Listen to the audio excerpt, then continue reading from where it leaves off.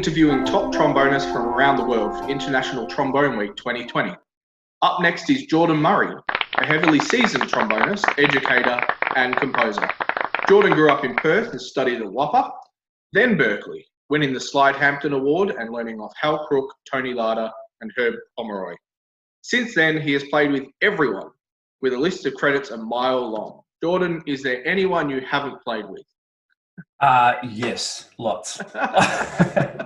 Yeah, I guess, yeah, with your CV, you always try and put on, some great people you play with. So it's, but I've been very fortunate. I've had some really fortunate experiences in my time. I can't complain. Fantastic.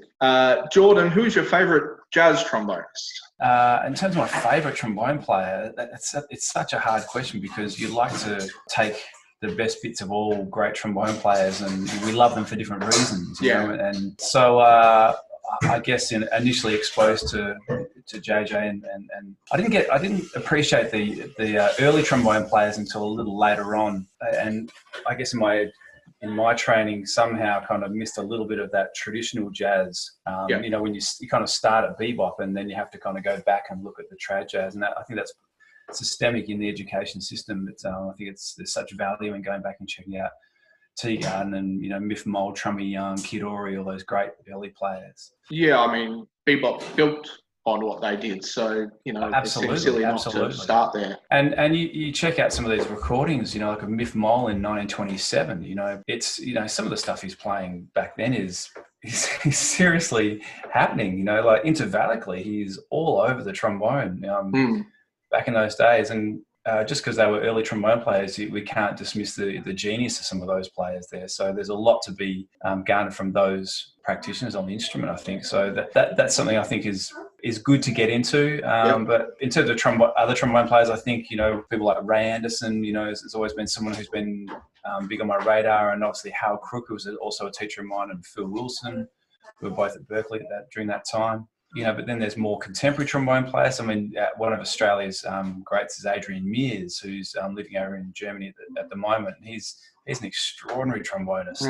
His language, his energy, and his I know Adrian, from our occasional interactions, and he's a real he's a great spirit. He's such a musician. He's just so into the music, and when you see someone with that kind of passion and commitment, it's hard not to be swept up in that. So, and again, people like James Greening and Ben Gillespie, I'm not only touting for my own fellow countrymen, but they're extraordinary voices, and James and Ben are both, and James McCauley as well, who's another younger trombone player, who's another extraordinary talent.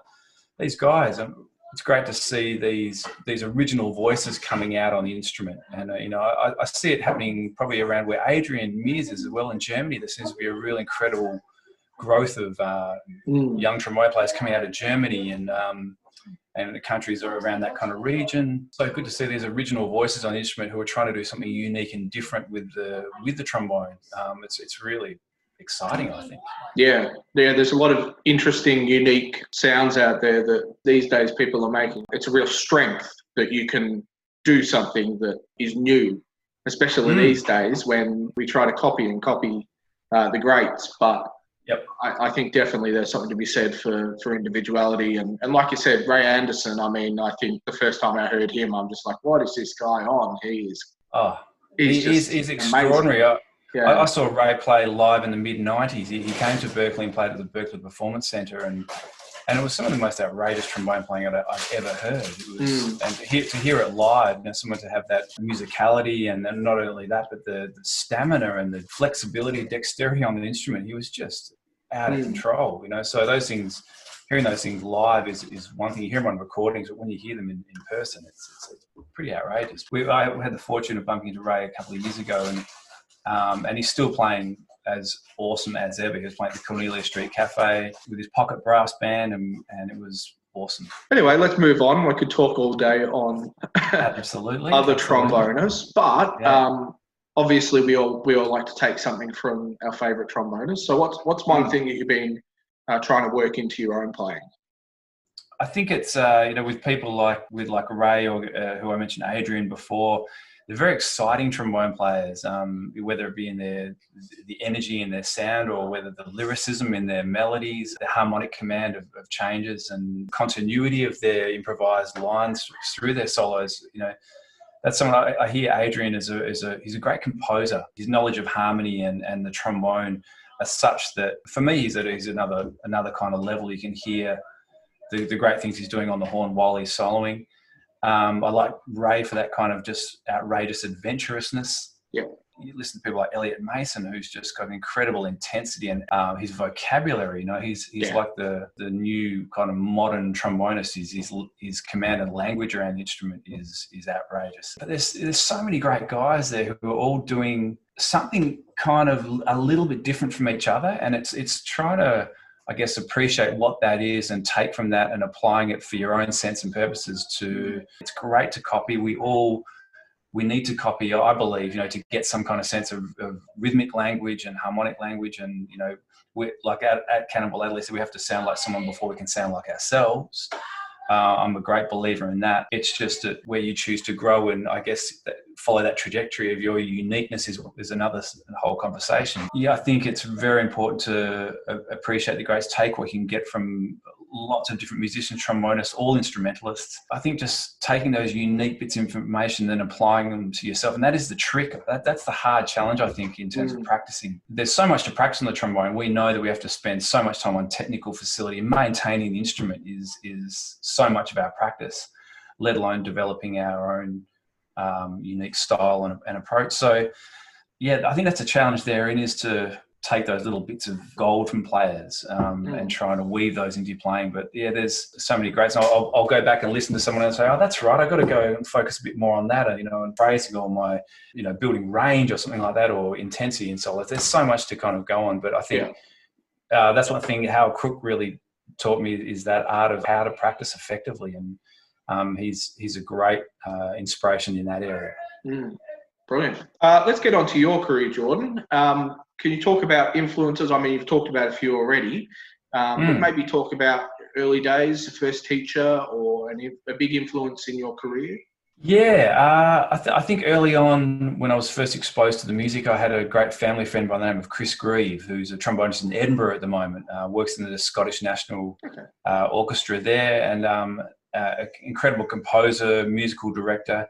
He was a real mentor for me. He was an incredible influence in terms of inspiring me just to, how to listen to the music. And on the way home in the car from rehearsals, point out things and just taught me about the music. And on the weekends, I'd take my box of blank cassettes and go and record all his vinyl. He'd let me into his house, and the family would be out, he'd be out, and I'd just sit there and record Mingus and Roland Kirk and Blue Note albums and all sorts of stuff, and would pour over this stuff back home in my own bedroom. And another trombonist, Simon DeHaan, who's an incredible educator and contemporary trombonist, who's still here in living in Perth at the moment, and just an absolute beast on the instrument.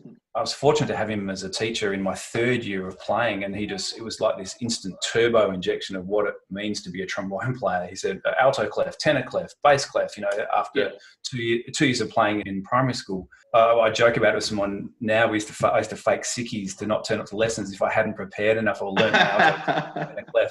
He was great. Berkeley with, Phil Wilson came to Australia and met up with Phil, studied with him, and both him and Hal Crook in Boston, Tony Lada as well. All incredible teachers, all very, very unique, different approaches. Yeah.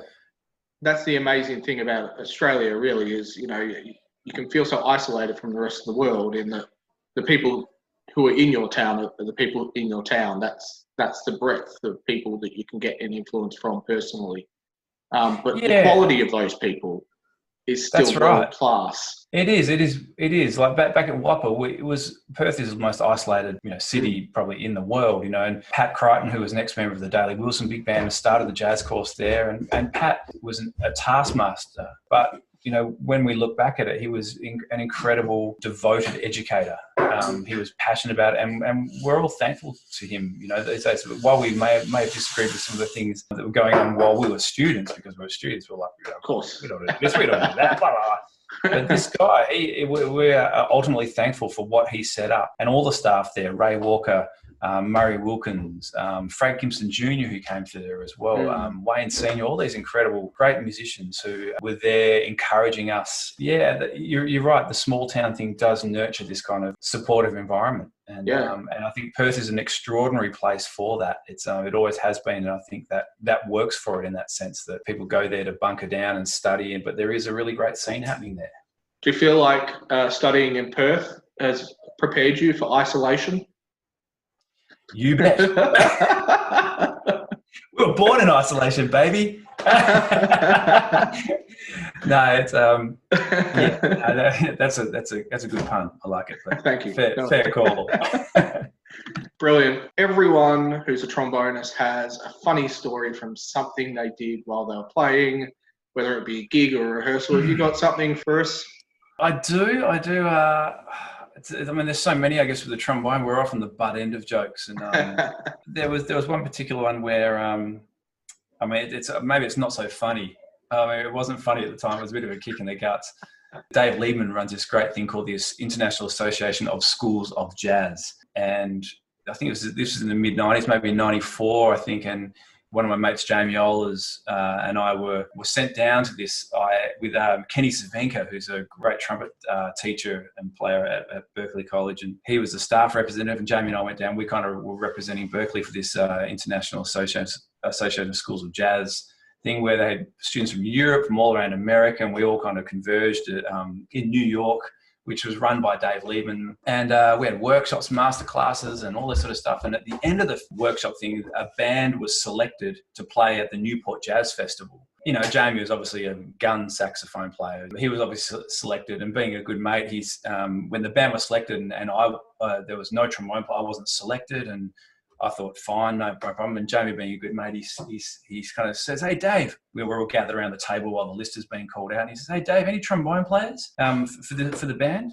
And Dave Liebman says, "Let me make one thing perfectly clear." And I'll excuse the profanities, but he says, "No trombone players and no singers." Like, and it was a kick in the guts. It was like, oh, from Dave Liebman, but he obviously had his reasons. But I thought that was a pretty funny story at the time. It made me go away and practice more. I thought, damn, I'm gonna try and break that. Break that kind of image of trombone players. Anyway, but I thought that's I look back on that and kind of have a bit of a chuckle. Last question for you, Jordan, and this is really just about helping promote something that you've got going at the moment. Have you got a current project that you'd like to tell us about? I do, mate. I've got a project I'm very passionate about. It's a group here in Melbourne called Omelette. It's like, I guess it's a collective, you could call it. There's probably about 6 musicians that we put together, usually just a 4-piece for any kind of given thing. It's either Stephen Magnuson on guitar, Ronnie Farrell on drums, Javier Fredes on percussion, Luke Howard on piano, and Mark Shepherd on double bass. It's spontaneously improvised music. I guess we rely upon our history that we've kind of had playing in the group when we used to play more compositions and notated things, but the music we've always played has been heavily improvised. It might have been like a little melodic fragment with improvisation kind of partition between these melodic fragments, but then we started doing entire 45-minute sets of improvised music, kind of a la the Necks. They're a whole nother incredible organisation, but they inspired us, and so we would try for these, just I guess a set of improvised music. And it all started when we went to improvise an introduction to a tune one day, and then the whole introduction turned into an entire set, and we thought, well, let's explore that a little further. But there's definitely, history there. We have this sense of knowing each other incredibly well, this intersubjective kind of, information that we share that facilitates our improvisations in such a way. So it's a really great thing that I'm loving exploring at the moment, that we turn up and play, but it does have a thing about it. It's not heavily kind of avant-garde, experimental. It's quite melodic. It's quite ambient. It's quite minimalist. Yep. There's a lot of space there for stuff to kind of grow and develop. But yeah, it's called Omelette. Great, fantastic. And that's our thing that we do. We get together and play and see what happens. No worries. I will pop some links to Omelette in the description of this video. So for those people who are watching can go and check them out. Jordan, I really want to thank you for agreeing to come on the Superbone channel, do an interview. It's been great to see you again. And awesome, Mike. Thanks for having me. It's been a pleasure.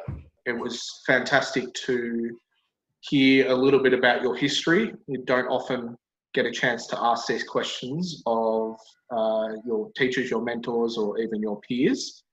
So it's really great to actually just get to know a little bit more about you and get some wise words of wisdom off you. I don't know about that, mate, but I'm just it's giving my little contribution, and I'm looking forward to hearing what other great interviews you've got coming forward. I think it's a great thing you're doing, and thanks for creating opportunity. I think it's awesome. We share the information, share the love out there, and look after each other, and it's all good. I couldn't have said it better myself. Thanks so much, Jordan, for joining us on the Superbone channel, and there will be more for everyone back home. Thanks, Jordan. Awesome. Take care. You've been watching an interview for Trombone Week 2020 on the Superbone channel. Thanks so much for watching, and if you enjoyed it, please like, share and subscribe. We'll see you